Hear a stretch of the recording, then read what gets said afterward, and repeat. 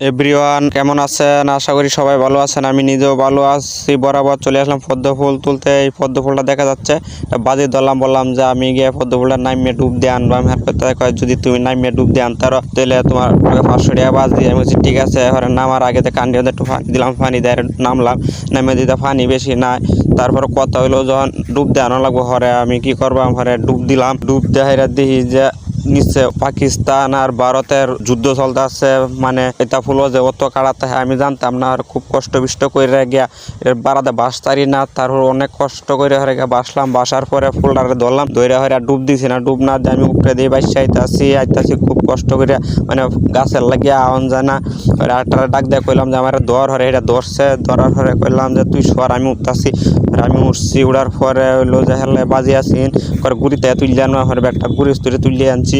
আর অত কষ্ট করে ফুল আনলাম, বাতাসের ফুল সব জড়ে হয়ে গেছে। হরে ওই যা পাতাড়ি দেখা যাইতেছে। হরে কি করবাম, হরে ফুলটাই কষ্ট করে আনছি। হরে আমার শখ মিটতেছে। হরে আমি আসছি, এটাই বাস্তব।